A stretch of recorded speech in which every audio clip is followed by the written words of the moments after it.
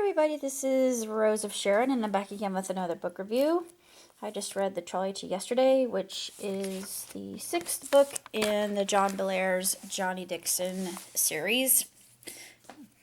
Excuse me, I think there are 12 in that series because I know in the Lewis Barnevelt series there are 13. This one has a lot of parallels to the 4th book in the Lewis Barnevelt series, just because you've got the main characters going back into time. Of course, Fergie, or Byron, his name is really Byron, he just goes by Fergie because his last name's Ferguson. Fergie, he gets caught up in the whole adventure of going back into time into the 1500s in Egypt. And it's all because the professor, Childermass, he has this little figurine, and he calls him Brewster. His name really isn't Brewster. It's Hotep or something like that. I don't really remember. But he is, maybe it was Anubis. I'm thinking it was Anubis, if I'm not mistaken. I could be completely wrong. It's one of the Egyptian gods, and he's in figurine form, and he comes to life and he speaks to them, and they ask him, well, how do you speak English? And it's really quite amusing. But there are some moments within the story itself that are quite, sorry, I'm really itchy. That are quite tense, especially with what happens to Johnny when they're in the past. And Byron shows real empathy toward his best friend and actually begins to worry about him. And Roderick Childermass actually breaks down into tears thinking that Johnny might die. So there's that mortal impinging sense of doom, and the sword of Damocles is basically dangling over his head. And it's just, you're waiting, thinking, okay, when's it going to cut the silver thread? He's dead. But I'm not going to give away anything, because if I did, that would be ruining the story.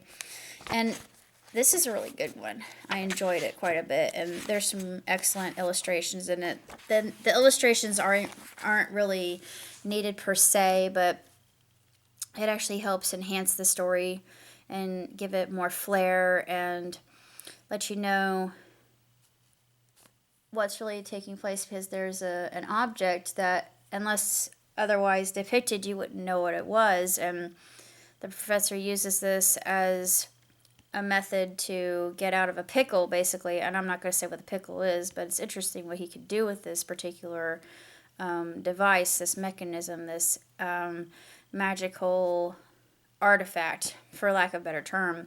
I really don't have that much to say about Trolley to yesterday, but I do have some updates. I recently bought my passport, and I'm waiting for my passport to come to the States. So next year, come December of 2020, I will be traveling to Israel. Ha! So when I was saying next year in Israel, I actually meant it. Let's see. Of course, I have to get my car repaired because my transmission, well, the switch is out of whack, so they have to look at it, and hopefully it's nothing drastic, but they said it doesn't really register where the gears are, let alone understanding what the gears are, or that it's even in the correct gear. So there's a bit of slippage with the switch. It sounds extremely bad and really drastic. I have a lot to look forward to. I'm going to be doing some reviews as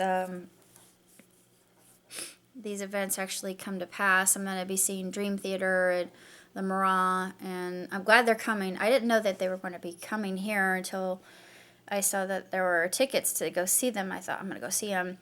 And of course, I'm going to see Celine. Actually, I'm seeing Celine in December. In November, I'm seeing the Chainsmokers in 5 Seconds of Summer. There was another group that's going to be appearing with them, I do believe. I don't remember the name of the group. I think it's a group I know, though. let's see, who else am I seeing? Hugh Jackman. Of course, Jay and Silent Bob, which I'm extremely excited about. I'm going to go all the way to Michigan just to see Jay and Silent Bob. I will let you more as soon as I get closer to that date. It's actually the 23rd of October, but that one I'm probably the most excited about.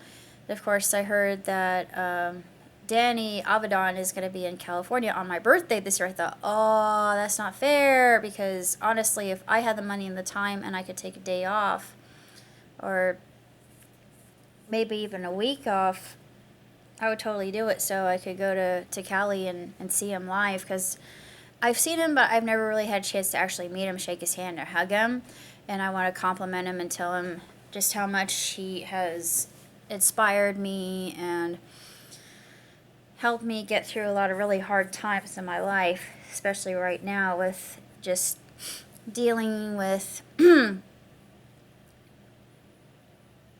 death quite a bit. I didn't think that I would be triggered again, but my friend, he lost his dad not too long ago, so it brought up those unpleasant feelings of, I guess the best way to describe it is, I had remorse for not being by my dad's side when he died. But I think that's what he wanted. I think he wouldn't have wanted me to have seen him that way, but nonetheless, all is well. I had something kind of scary happen yesterday, and it's fine now. My dog's fine, but what happened is I came home from getting my transmission looked at, and my dog he crapped in his cage, and it was this just horrible, fetid smell. It was just putrid.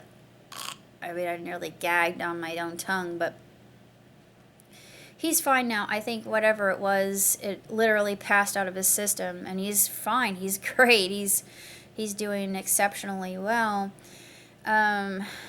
Projects I am working on. I am working on Mirror's Edge Cuts Like a Knife, Marauders Part 2, The One That Got Away. I will be working on Princess Himabiko, because I'd actually forgotten that I was working on that, and I thought, oh yeah.